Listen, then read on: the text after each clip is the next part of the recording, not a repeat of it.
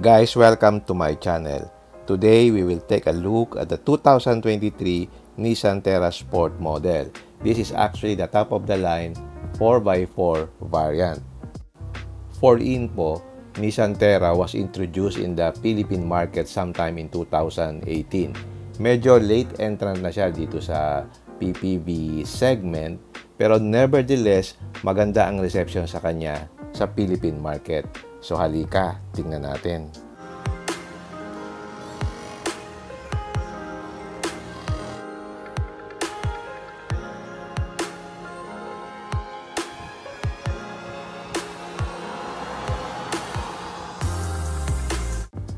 We can consider this as the black edition of the Nissan Terra kasi tinanggal nila yung mga chrome, ginawa niyang black. So lahat ng areas na may chrome tinanggal niya. So it's now parang black edition. Simulan natin dito sa headlight. Ang headlight niya is actually quad LED projectors. And what is noticeable here is yung dun sa loob ng housing ng headlight is black yung kanyang background. Kaya parang lumulutang yung kanyang quad na headlamps, which is a nice treatment. Ang isa sa prominent design cue nito, which you can notice, is yung kanyang housing ng fog light na merong bagong design na kulay black. So pag tiningnan mo sa malayo, yung design ng fog light housing na black na yan, tapos dun sa bandang ilalim, dire-diretso ngayon yung black. So pag tiningnan mo siya, parang lumulutang yung V-motion grill. So yung dating chrome grill niya, ginawang gloss black. So it becomes a very sporty yung dating. So check natin yung side profile. So dito ginawa na rin yung kulay black yung vents dito sa fender. And then yung mga door handle saka yung side mirror kulay black na rin. Kasi yung iba pinaparap pa nga yung door handles, just what like I did dun sa aking Montero Sport. Ang kagandahan dito, factory colored na yung mga door handles niya.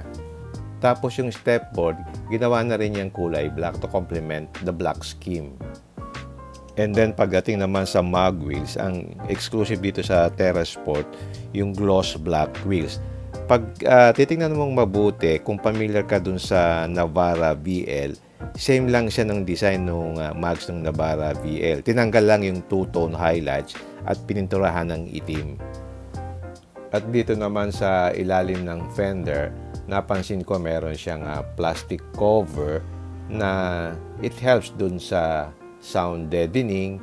At the same time, it helps din na hindi magdumi kaagad yung pangilalim kasi meron siyang parang plastic cover. At dito sa ilalim ng side mirror, nakakabit yung camera. Yan ang ginagamit dun sa 360-degree view camera. And then yung kanyang roof rail, ginawa na rin kulay black. So, naging maganda yung effect ng black na trims. Nagagandahan ako dito sa body color na ito. Ang tawag sa kanya is Stealth Pearl Gray. And exclusive lang siya dito sa variant na ito along with the Fiery Red color. Dito sa likod, yung mga trim pieces na dati ay chrome ay ginawang black. So, ang effect niya parang nagiging prominent yung corners. Ang di ko lang gusto dito, itong garnish sa bumper, parang awkward siyang tingnan. Tapos yung kanyang rear spoiler is color black together with the shark fin antenna. So overall, yung tailgate niya looks better now. Okay, check natin yung interior. Ang pagkakaiba nito, ngayon color black na yung dashboard, hindi na yung kulay burgundy. Together yung kanyang seats. At check natin itong manibela. Natitilt siya pero hindi pa rin siya telescopic. Yun ang complaint ko dito sa Nissan. Bakit hindi pa nila ginawang telescopic? Simpleng-simple lang naman. And then wala din siyang paddle shifter. Dito naman sa seats niya is power adjustable. At ang maganda dito, meron siyang lumbar support. So sa long trips, hindi ka mapapagod kasi nandyan yung tinatawag nilang gravity seats. So, subok ko na yan because I had Nissan Terra for 2 years. And then, dito sa passenger side, hindi siya power adjustable. Manual adjustment lang siya.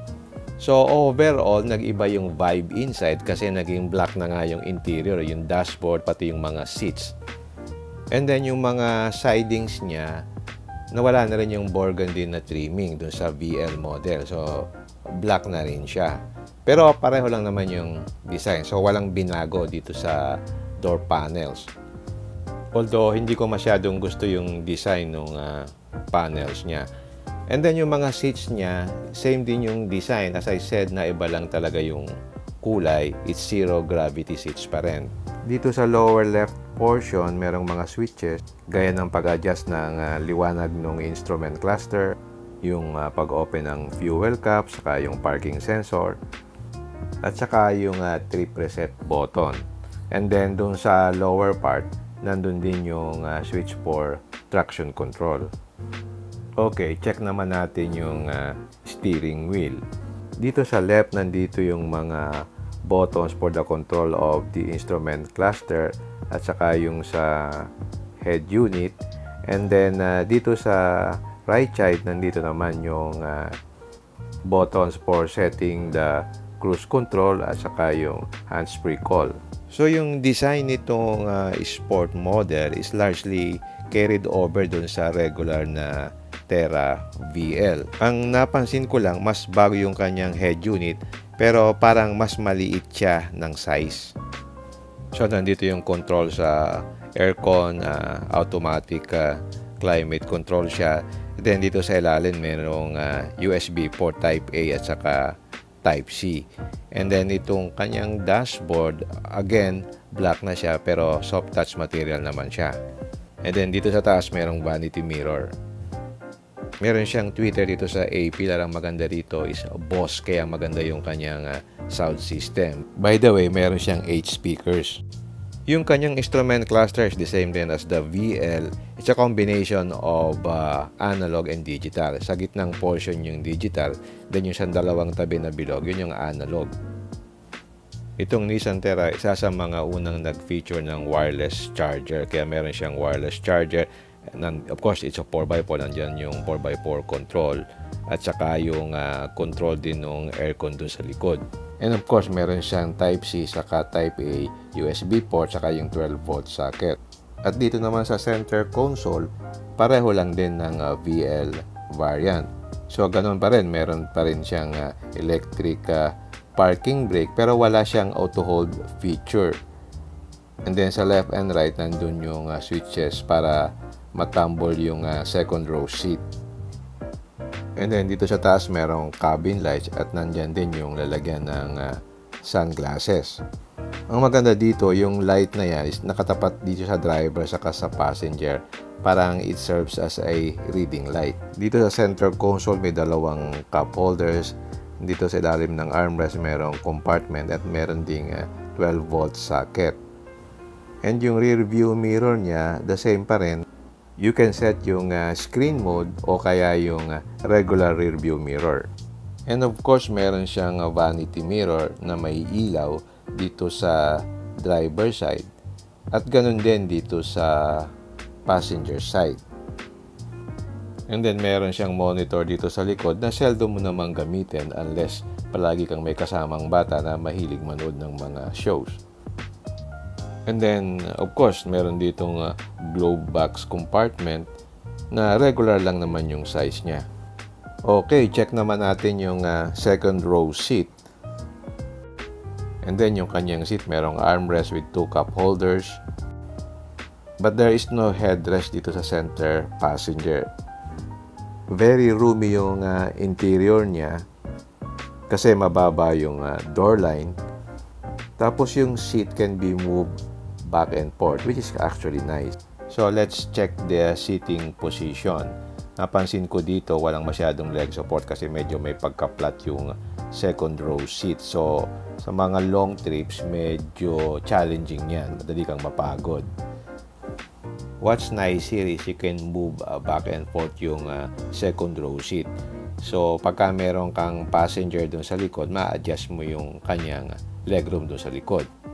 And then, nandito pa rin yung aircon vents dito sa second row. Yung Nissan, talagang known sila for nice aircon. Yun ang advantage nitong Nissan Terra.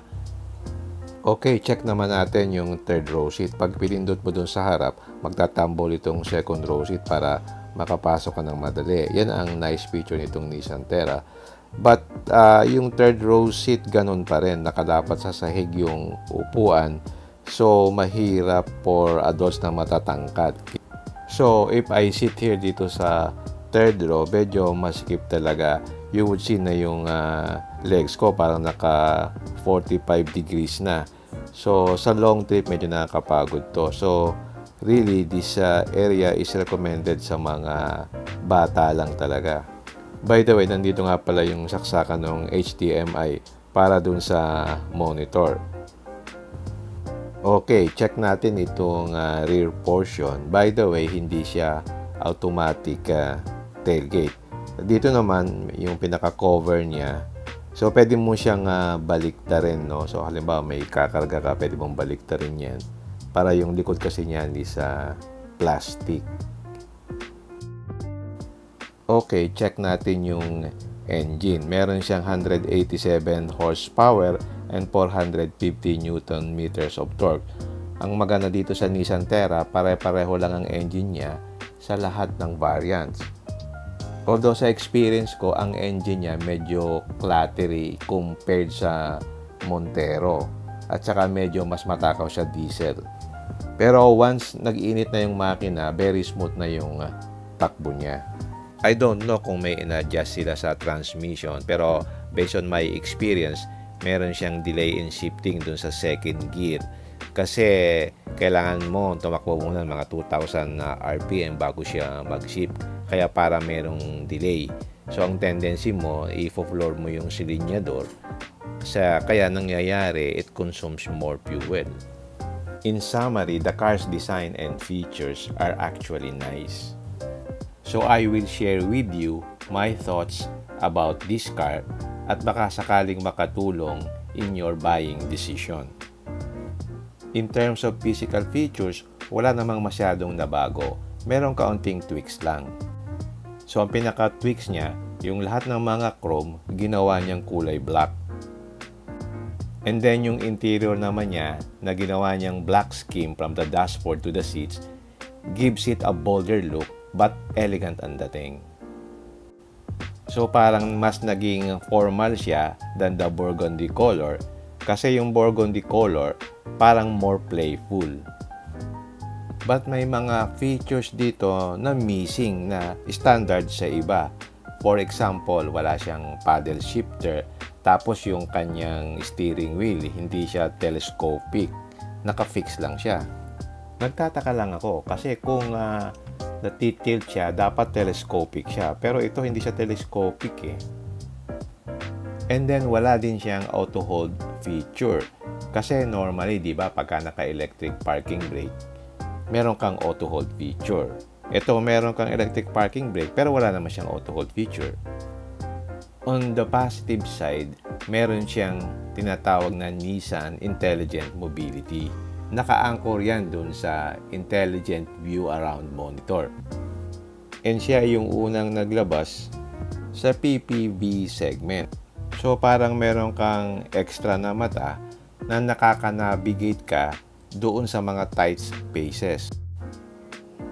Tapos meron ka pang bird's eye view. So makikita mo yung composite ng sasakyan saka yung sa surroundings mo. And then, meron din siyang off-road monitor na makikita mo yung surrounding area. And then, ang dami niyang safety features. For example, meron siyang rear cross traffic alert. Importante yan sa mga ganitong sasakyan na malaki, especially kung mag-backup. Maririnig mo yung audible warning chimes kung merong risk ng collision. At ang isa pang maganda dito, meron siyang electronic rear locking differential. So, yung 4-low, hindi yun enough eh, especially dun sa mga steep incline. So, dito, switch mo lang yung electronic locking rear differential, magagana na niya. So, magkakaroon ngayon ng equal power doon sa both rear wheels para ma-help yung boost yung traction. And then, meron din siyang 4-wheel active brake limited slip. Ano ba ang gamit nun? Yung brake limited slip differential, nase-sense niya yung wheel spin. So, nire-redirect niya yung power to the wheels with the grip. Ang isa pang magandang characteristic ng Terra is yung kanyang suspension. Yung reinforced double wishbone front suspension is chinun siya para mas responsive siya at saka confident yung handling. Tapos sa likod, yung 5-link rear suspension is tuned for a more comfortable ride. So, ang ganda ng ride itong Nissan Terra. And then, meron na rin siyang 5-year warranty. Tapos, yung front and rear wheel pareho siyang naka-disc brake. In terms of safety features, kumpleto siya. Meron siyang intelligent rear view mirror, merong around view monitor, meron siyang forward collision warning, emergency braking system, lane departure warning, intelligent driver alertness, meron siyang blind spot warning, rear cross traffic alert, hill start assist, hill descent control, saka yung active drive assist display at yung tire pressure monitoring system. And of course, ang pinakamagandang feature nito, yung kanyang air conditioning system na talagang famous ang Nissan dyan. Tapos naka Bose Premium 8 speakers pa. Tapos Apple CarPlay and Android ready with Bluetooth, yung hands-free calling and audio streaming. Tapos meron pang Type A and Type C. At saka yung additional safety features aside from course from the airbag saka seatbelt, meron siyang ABS, meron siyang vehicle dynamic control, parking sensors, at saka meron siyang anti-theft alarm system. So, kumbaga, complete package siya. I guess kung naghanap kayo ng magandang PPV, I'm recommending Nissan Terra. Ang closest competitor nito, I think now is yung new generation Everest. Yung dalawang yan. So, kung mamimili kayo ng pagpilian nyo. Pero if you're going to ask me, may kaunting difference lang in terms of refinement.